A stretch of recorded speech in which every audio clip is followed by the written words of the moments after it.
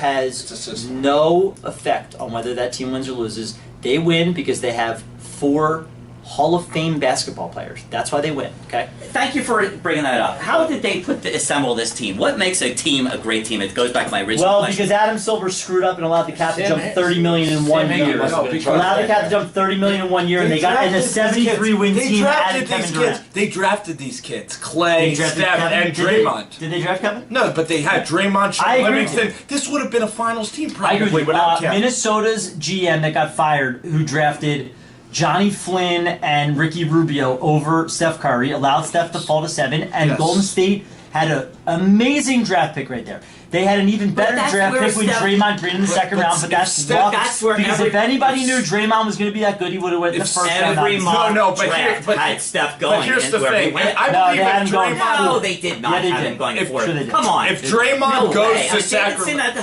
Come on, he did not. Coach, Johnny Flynn was not a better basketball player than Steph Curry, and Minnesota's GM botched that. He was tremendous. He was tremendous in college, Johnny Flynn. I mean, he dominated college. What I wanted to say, though, is Draymond Green, if he was on Sacramento, they wouldn't use him. They give him so much freedom. He needs talent around him. It's the vision. It's the vision that Golden State had with Clay and Steph. That they were on to something before we saw it, though. You guys are crazy. I really need the talent. I think Draymond Green, his work ethic, how they use Draymond, I think that's why they're so successful.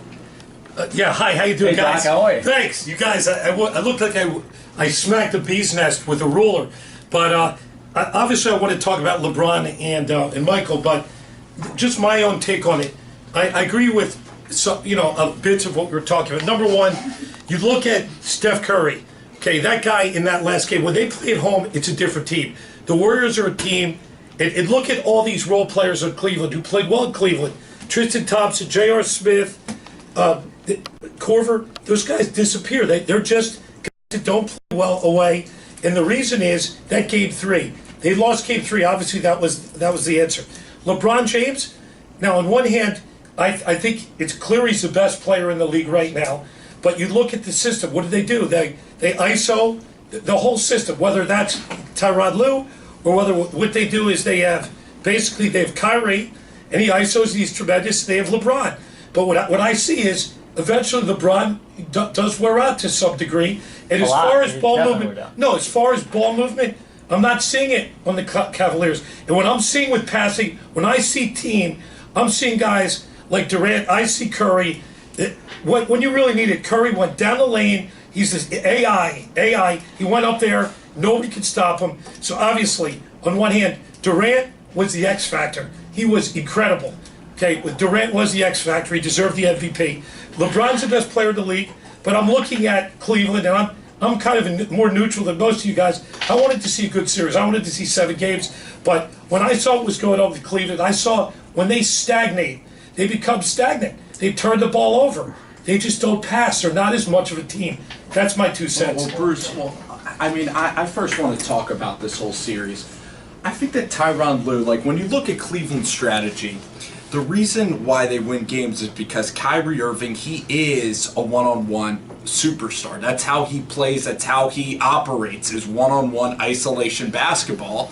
And then you look at LeBron James, he gets the ball in the high post, and if you're not going to double LeBron, he should go one-on-one. So I don't disagree with Ty Lue there. I thought the first 2 games were abysmal for Ty Lue because LeBron had no legs in the fourth quarter of games 1 and 2, and in game 5, if Cleveland played the way that they played in Game 5 and Games 1 and 2, I think they would have had a chance to win on the road. Because Kevin Durant played great, Steph played unbelievable, Iggy played out of his mind. It was a 5-point game in the third quarter. Let me ask you.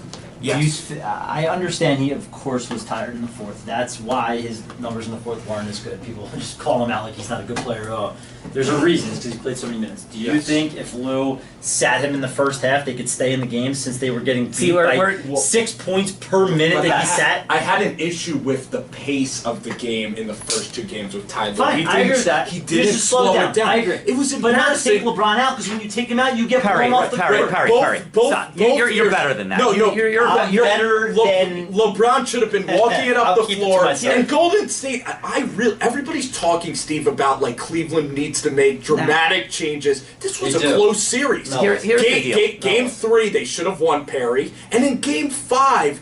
Iguodala played so much better than he usually does, and need help. Cleveland was right there. Here's I'm the- telling you, Cleveland, a little bit of changes, Cleveland can win this series. They were right there. Here's the this deal. entire season. Here's the deal. Tyronn Lue looked like one of us coaching our kids in Pee Wee basketball. Get the ball to the best player, and that's it. There was no system in place. There was nothing in place to move and get other players involved properly and get them involved and engaged in the game. This team is too talented to have the poor numbers that they have. It's not, Perry, you're better than that. It's not about giving LeBron rest and letting and everybody else stepping up and how they did. It's not. It's about. It's part of that. It's about coaching. And I don't disagree with you, but he was saying he should have sat LeBron because LeBron was tired. That's what I was. You could no, have sat LeBron, not sat LeBron. It didn't matter. slow down. The bottom line is, Let LeBron walk up the floor. the bottom line is Tyronn Lue is a bad coach, and that's why this wasn't a But you 7-game series and working better. took- But let me you took finish. it What's the- different out of I context. don't know if he's a argument. bad. I don't know if he's a bad coach. It's not honestly. about. I don't know. You if he's talked bad. about I'm not Steve really Kerr sure. not being there for the first 14 games. It's not about the game day. Larry Bird would say right off the bat, I don't even want to coach the game. It's the practice. It's the system. It's getting everybody. That's what makes a team. I remember And that's everybody hating on Andy Reid because he's great system and on different game sport. day he never showed up. Different sport. That is a sport where you have to show up. Where it is a chess game. On You know, the- on and the you need fly. to know on the fly what to do. This is different. This you're getting a ball. This is if you watch that Golden State team, which I know you did. Their ball movement, the system, how they got everybody involved. You couldn't double. Bro, They you that need team. those players to play the way they but play. they do. Cleveland does have those players, and let's look at those No, players. no one's let's got look at those players. let's look at the anatomy of a team They and do how have shooters. in basketball. What is the anatomy of a team? How do you build? It starts at ownership. It starts at GM, president. It starts at coaching. It starts at everything. Look at the Warriors It team. starts at You got- having the no, no. best player. You It- have to have you one of the have best to- players on the planet. You That's do. all that matters. I Okay. disagree. I think Dallas has a nice Give me my ownership 60 group, and And you need LeBron. Give me my 60 seconds, okay? It's a player's Here's the anatomy of this. You need a coach that's going to put a system in place. You need a GM and a president that's going to be able to find the players to make a team, not just have assets, not just have the greatest players out there and figure it out on the fly. This is an identification of how to make a great team. Klay Thompson, 11th pick in the draft out of Washington State.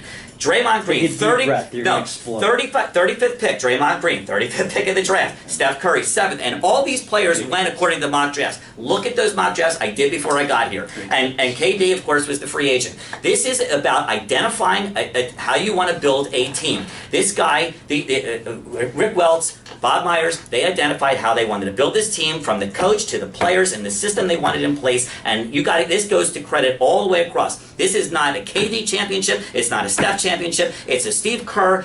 This is a team, and that's why they were so good. And that's my 2 cents. I agree. Okay, let me I add still something. understand Let me add your something. point. And Like- what I'm saying is, no, let me add something. a little Everybody bit. should be able to draft the world's greatest shooter at the 7th pick, right? This- I don't this- understand No, the point. No, let Bruce. Can I make a You point? said what you said. I'm Let not him even going talk. to talk for 60 I seconds. never knew he would be able to create a shot like that. Here's the point is, I the didn't thing see about that coming. the thing about LeBron is he's such a dominant person. He's such a dominant personality. So you saw David Blatt. Obviously, he's extreme. He came in there from Israel. He's going to run the team. They're going to pass. They're going to play European style. How did that work out with LeBron? It didn't work out very well because LeBron basically castrated him right off the bat. So the question is, you get a strong coach in there. You get it like Tibbs. You get Thibodeau in there with LeBron. He's not going to last 5 minutes. So I think part of the problem, admittedly, is LeBron is the best player in the world. It's his team. He's going to do it his way. So I don't know if it's all Tyronn Lue or it's Tyronn Lue really doesn't have any power. So I'm just not sure about that. Michael Jordan let Phil Jackson coach him in the beginning after he got Doug Collins fired. I want to ask. Point I want is- to ask Steve a well, question. The I point wanna is, ask a I don't question know. for In other Steve. words, to go back in time, obviously, I saw Michael Jordan play. Do I remember the dynamics? I remember Phil Jackson being a Zen. He had such a presence about him. Now, the fact is, Jordan really respected him. If there is a coach, like what coach out there is there? Here's a question around. Jordan got Doug No, Collins fired. I want to hear. Give me a person who is going to come to the Cavs who LeBron's going to respect so much that he's going to allow them to do the system. Not Pat Riley, not Phil Jackson. I got news trying to for go, you. I want to know who it is. Tyronn Lue will continue to coach the Cavs until LeBron leaves. That's it. There's no reason to talk about it. I understand, Bruce, but you understand my point. Why are we even bringing this up? Tyronn Lue is an NBA champion. I mean, he's achieved everything. I brought it up with because LeBron. there's a dispute about what kind of coach he is. I'll tell It's you on what, the table. LeBron I'm weighing James- in. I'm not if sure it's his fault. LeBron James is the smartest basketball player in the NBA. If LeBron James had Steph Curry, Klay Thompson, and Draymond there,